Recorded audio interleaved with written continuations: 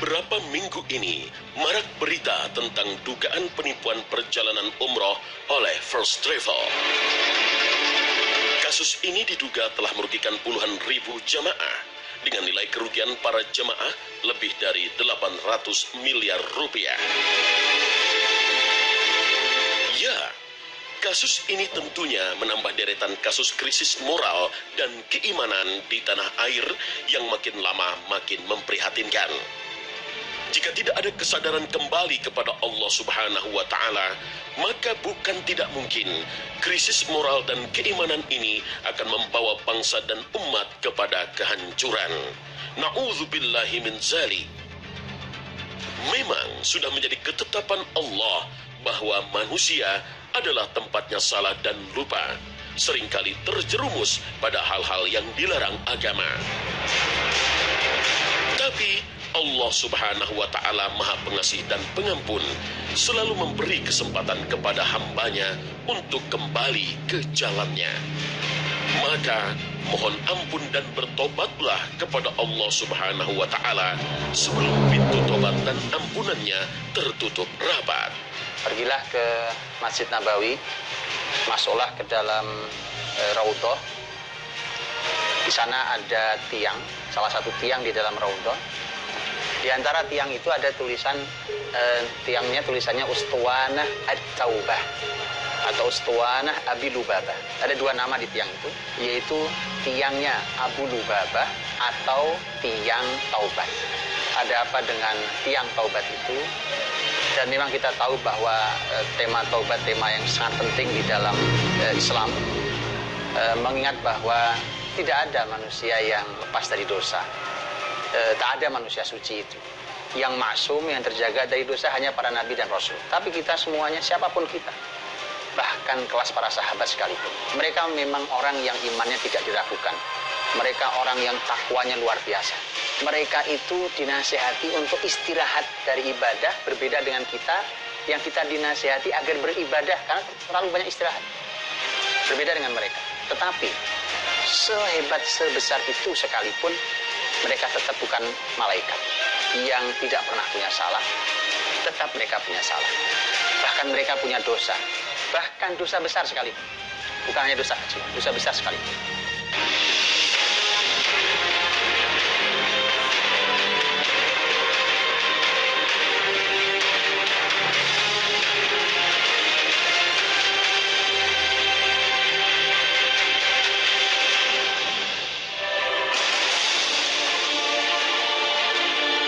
Assalamualaikum warahmatullahi wabarakatuh.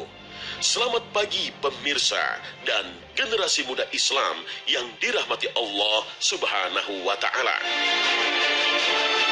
Pagi ini Khalifah kembali menghadirkan kepada Anda kisah dan hikmah kehidupan yang terangkum dalam kekayaan sejarah Islam.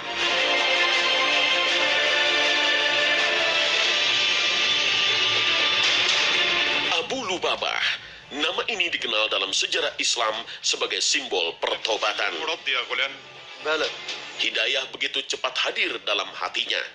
Ia adalah salah seorang Ansor yang memeluk Islam di awal hijrahnya kaum muslimin ke kota Madinah. Ia sangat mengagumi sosok Rasulullah SAW.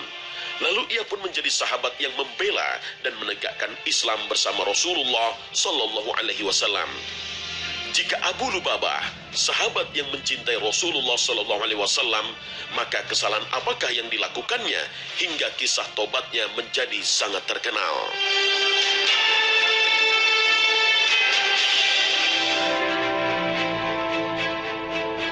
Kisah sahabat Rasulullah Abu Lubabah terjadi pada tahun 5 Hijriah, yakni tahun terjadinya Perang Khandaq atau Perang Parit di Madinah. Abu Lubabah berasal dari Bani Aus di Madinah. Sebelum Islam hadir di Madinah, Bani Aus merupakan kerabat dan bersekutu dengan Bani Quraidah. Bani Quraidah ini adalah salah satu kaum Yahudi yang sudah bersepakat dengan kaum muslimin dan Rasulullah SAW.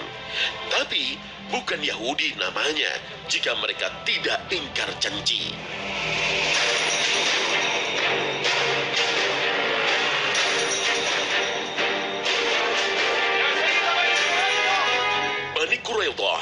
mengkhianati perjanjian damai dengan kaum muslimin di saat kaum muslimin berada dalam kondisi kritis. Saat menghadapi kepungan pasukan Quraisy dengan jumlah yang cukup besar di Perang Khandaq. Pengkhianatan ini salah satu penyebab terjadinya perang baru setelah Perang Khandaq. Maka kemudian Allah Subhanahu wa Ta'ala dan Rasulnya memberikan hukuman bahwa masyarakat Bani Quraidah harus dihukum mati. Itu keputusan itu belum boleh dikeluarkan pada siapapun, belum boleh dikabarkan apalagi kepada orang Yahudi Bani Quraidah. Tapi Yahudi Bani Quraidah sudah punya rasa, dia merasakan ini sepertinya kita akan dihukum berat setelah ketahuan kita berkhianat terhadap perjanjian. Harusnya menjaga muslimin dari belakang mereka, malah kemudian menusuk dari belakang.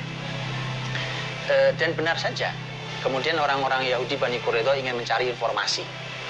Maka dia minta ke Rasul Shallallahu Alaihi Wasallam, kirimkan ke kami Abu Lubabah, saudara kami. Abu Lubabah, mukmin, Abu Lubabah orang beriman, tapi dulu punya hubungan dengan orang Yahudi.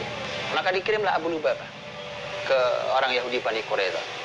Orang Yahudi Bani Quraidah bertanya, kira-kira apa hukuman yang akan dijatuhkan oleh Muhammad pada kami? Abu Lubabah tidak berkata sebenarnya. Dia hanya memberi isyarat dengan tangannya. Hukuman mati. Akan disembelih kalian. Begitu dia kembali, Abu Lubabah kembali kepada Rasul dan Muslimin. Abu Lubabah merasa bersalah luar biasa. Luar biasa, dia merasa bersalah bahwa ini tidak sederhana karena membocorkan keputusan penting, keputusan negara yang belum boleh dibocorkan apalagi kepada musuh. Tidak sederhana dalam Islam. Ya, Abu Lubabah sangat menyesali perbuatannya.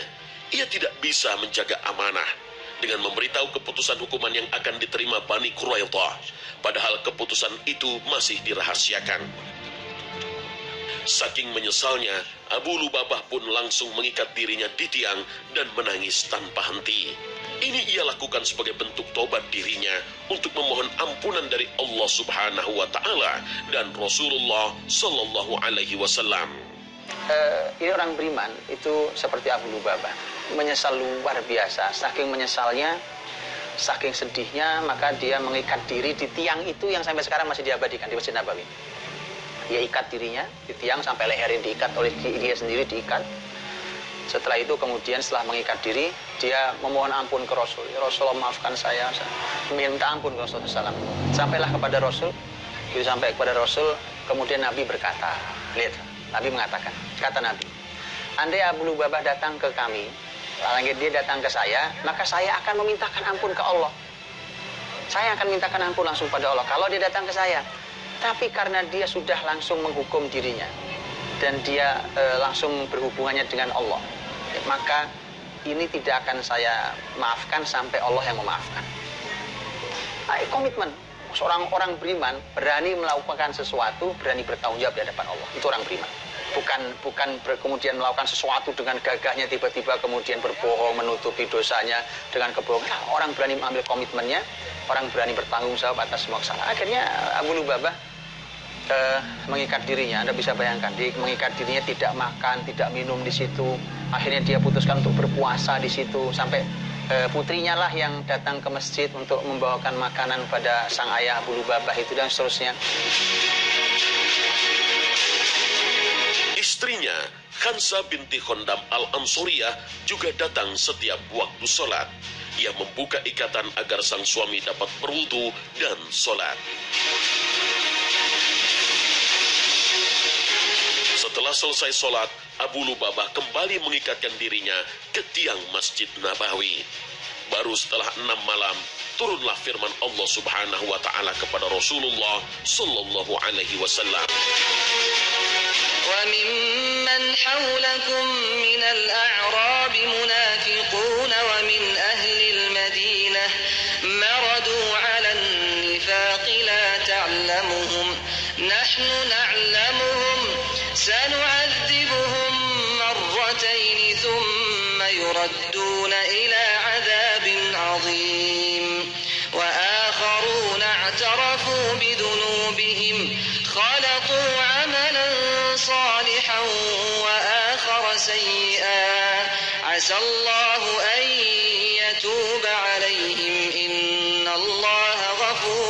الرحيم.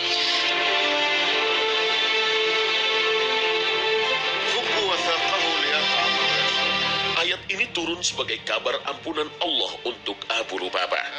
Maka kaum muslimin datang beramai-ramai untuk membukakan ikatannya dan memberi makan dan minum kepada Abu Lubabah. Dalam riwayat lain, Abu Lubabah memohon agar Rasulullah SAW sendiri yang membukakan ikatannya. Kisah yang semisal sebenarnya terjadi juga tentang tema memberitahukan keputusan negara yang belum waktunya atau pengkhianatan adalah apa yang terjadi pada sahabat mulia, yaitu sahabat Hatib bin Abi Balta'ah. Kisah tobatnya Hatib bin Abi Balta'ah terjadi 3 tahun setelah kisahnya Abu Lubabah, yakni di tahun ke-8 Hijriah, di mana terjadinya Fathu Makkah, simbol kemenangan umat muslimin yang berhasil kembali mengambil alih kota Makkah Al-Mukarramah. Peristiwa ini merupakan sebuah momen besar di mana Allah Subhanahu wa taala memerintahkan Rasulullah SAW dan umat muslimin membersihkan kota Makkah dari kemusyrikan, lalu mengubahnya menjadi kota lambang keimanan dan kepasrahan kepada Allah Subhanahu wa taala.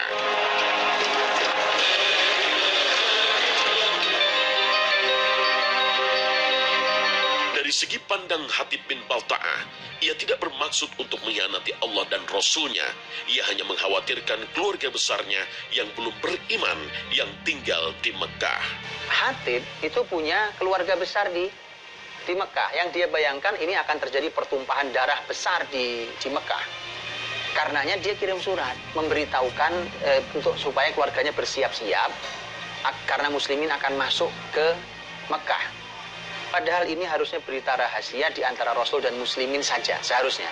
Tetapi sudah terlanjur, dia ngirim surat, dikirimlah salah satu wanita budaknya, dikirim, kemudian surat itu diletakkan di bawah rambutnya, diikat di bawah rambutnya, disembunyikan di situ.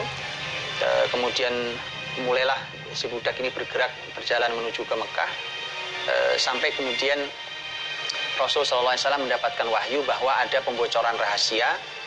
Ada seorang wanita yang berjalan menuju ke Mekah, maka dikejarlah. Nabi mengutus beberapa orang, di antaranya sahabat mulia Ali bin Abi Thalib. Atas wahyu yang turun ke Rasulullah SAW, maka beberapa sahabat di antaranya Ali bin Abi Thalib dan Miqdad bin Amru menemukan surat tersebut dan terbukti bahwa Hatib bin Balta'ah adalah pengirimnya. Dengan bijak, Rasulullah SAW bertanya alasan Hatib melakukan hal tersebut. Hatib pun menjawab, "Ya Rasulullah, jangan terburu-buru menuduhku. Demi Allah, aku orang yang beriman kepada Allah dan Rasul-Nya. Aku tidak murtad. Di sana aku memiliki istri dan anak, sementara tidak ada kerabatku yang bisa melindungi mereka. Sementara orang yang bersama engkau memiliki kerabat yang bisa melindungi mereka. Oleh karena itu, aku ingin ada orang yang bisa melindungi keluargaku di sana." Umar bin Khattab radhiyallahu anhu yang mendengar hal ini kemudian langsung menyela dan menawarkan diri untuk menghukum mati Hatib bin Abi Balta'ah. Namun kemudian Rasulullah SAW menjawab dengan kasih dan kebijaksanaan yang amat besar. Kata Nabi SAW, sesungguhnya Hatib itu adalah ahlu Badr. Dia pernah ikut perang Badar, dan perang Badar itu perang yang tidak sederhana, itu perang yang hanya diikuti oleh sahabat-sahabat terbaik. Persis seperti kalimat Rasul dan bersama Jibril ketika Jibril berdialog dengan Rasul dan mengatakan, "Wahai Muhammad, ya Muhammad, kaifa ta'uduna ashabakum fi Badr?" Wahai Muhammad, menurutmu sahabat-sahabatmu yang ikut di perang Badar itu kualitas orang yang kayak apa? Nabi mengatakan, kata Nabi, yang ikut di perang Badar itu adalah sahabat-sahabat terbaik kami. Jibril mengatakan, begitu pula kami menganggap para malaikat yang ikut di perang Badar juga malaikat terbaik. Luar biasa. Maka Nabi berkata pada Umar, "Wahai Umar, Hatib itu adalah salah satu orang yang ikut di perang Badar. Maka Allah Subhanahu wa taala sudah pernah mengatakan bahwa wahai ahli Badar, silahkan berbuat apa saja, aku sudah ampuni kalian." Kalau Allah sudah katakan itu, maka saya tidak mungkin menghukumnya, apalagi harus membunuh dia. Maka Nabi memaafkan Hatib bin Abi Balta'ah dengan pertimbangan yang menarik. Pertimbangan bahwa dia memiliki amal yang sangat besar, amal yang luar biasa, dipuji Allah Subhanahu wa taala. Hanya kali ini dia berbuat kesalahan yang besar. Allah Subhanahu wa taala berfirman dalam surat Al-Mumtahanah ayat 1. يا أيها الذين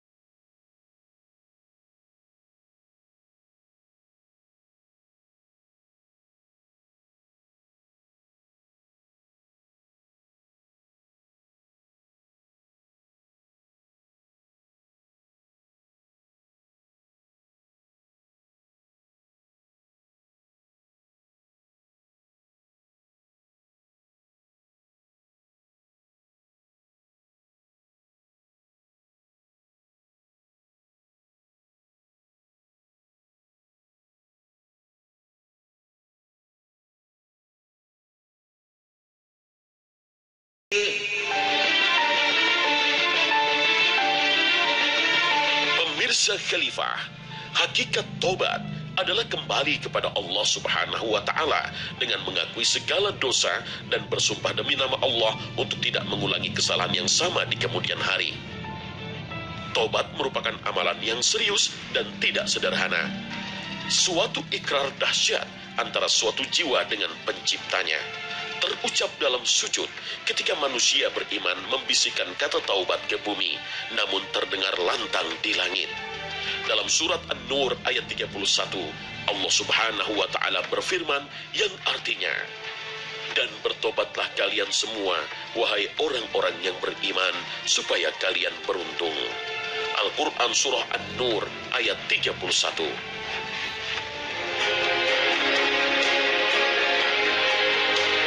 Ya, Allah Subhanahu wa taala memang menetapkan qada dan qadar bahwa manusia memang pasti akan melakukan salah dan dosa. Ketetapan itu menjadi sebuah ujian di alam dunia untuk menilai tingkat keimanan seorang muslim, apakah ia akan segera bertaubat setelah berdosa atau justru terlena dan memilih untuk berlama-lama melakukan sesuatu hal yang ia telah tahu bahwa yang ia lakukan adalah dosa besar. Rasulullah Shallallahu Alaihi Wasallam bersabda, "Demi zat yang jiwaku berada di tangannya, kalau kalian tidak ada yang melakukan dosa, maka Allah akan menjadikan kalian sirna. Lalu Allah akan mendatangkan suatu kaum yang melakukan dosa, sehingga mereka bertobat kepada Allah, lalu Allah mengampuni mereka." Hadis riwayat Muslim.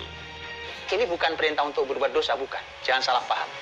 Ini adalah sebuah gambaran tentang kenyataan bagaimana harus bersikap setelah berbuat dosa. Itu yang digambarkan. Bahwa sampai segitunya Nabi menyampaikan tidak ada masyarakat tidak pernah punya salah, nggak ada. Bahkan orang bertakwa, orang soleh sekalipun, itu bukan berarti mereka tidak pernah berbuat salah dosa, bahkan mungkin dosa besar. Sahabat Nabi melakukannya, hanya bedanya mereka segera bertaubat pada Allah Subhanahu wa taala. Beruntunglah bagi umat muslim yang beriman di bumi, karena meski Allah menciptakan alam dunia dan segala isi ujian di dalamnya, Allah membekalkan manusia dengan Al-Quran dan hadis-hadis Rasulullah Sallallahu Alaihi Wasallam. Tingkatan tobat yang paling tinggi dan paling besar nilainya di sisi Allah Subhanahu wa taala adalah tobat nasuha. Tobat nasuha merupakan tobat sebenar-benar tobat yang hadir dari hati yang paling tulus dan tekad yang paling kuat untuk tidak melakukan dosa yang sama untuk kedua kalinya. Nah, berikut ini adalah tips dan syarat diterimanya tobat yang kami rangkum untuk Anda. Tips yang pertama adalah niat dari hati lillahi ta'ala. Niat bertobat yang dilakukan semata-mata demi Allah Subhanahu wa taala, bukan atas tuntutan atau untuk menarik kekaguman dari orang lain. Yang kedua adalah jujur dan mengakui dosa yang dilakukan. Ya, jujur merupakan syarat utama tobat. Apabila ia melakukan kesalahan kepada orang lain, maka satu-satunya syarat diterimanya tobat adalah dengan meminta maaf kepada yang bersangkutan secara langsung. Yang ketiga, bertekad dan mengubah cara pandang bahwa akhirat lebih utama dari dunia. Siapapun pasti setuju bahwa motivasi terkuat yang ada di dunia ini adalah motivasi dari diri sendiri. Motivasi inilah yang nantinya akan menumbuhkan tekad untuk melakukan sesuatu. Tekad ini dimulai dari meninggalkan hal-hal yang menjerumuskannya pada dosa. Apabila terdapat dalam lingkungan dan teman-teman yang menjerumuskan pada dosa, maka tinggalkan pertemanan tak bertakwa itu, lalu berkumpullah dengan orang-orang soleh. Apabila pekerjaan yang menjerumuskan kepada dosa dan kelalaian pada takwa, maka tinggalkanlah dan berhijrahlah dari pekerjaan itu, dan percaya bahwa rezeki dari Allah Subhanahu wa Ta'ala pasti datang. Kemudian mengubah cara pandang bahwa akhirat lebih utama dari kehidupan dunia. Bukankah seluruh dosa yang dilakukan umat manusia adalah kecintaannya yang sangat dalam pada kehidupan dunia? Maka apabila kecintaan pada akhirat lebih besar dari kecintaan pada dunia, taubat insya Allah akan mudah dilakukan, dan Allah pasti menerima taubat seorang muslim yang beriman. Dalam hadis qudsi yang disanadkan oleh Anas bin Malik, Rasulullah SAW bersabda, "Wahai anak Adam, sesungguhnya jika engkau menyeru dan mengharap padaku, maka pasti aku ampuni dosa-dosamu tanpa aku pedulikan. Wahai anak Adam, seandainya dosamu membumbung tinggi hingga ke langit, tentu aku ampuni tanpa aku pedulikan. Wahai anak Adam, seandainya engkau mendatangiku dengan dosa sepenuh bumi, dalam keadaan tidak berbuat syirik sedikit pun kepadaku, tentu aku mendatangimu dengan ampunan sepenuh bumi pula." Hadis riwayat Tirmizi. Wallahu a'lam bis-shawab.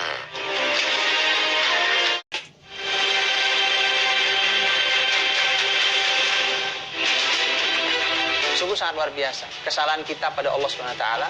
Kita mohon ampun pada Allah. Kesalahan kita kepada saudara kita, kita meminta maaf kepada saudara kita.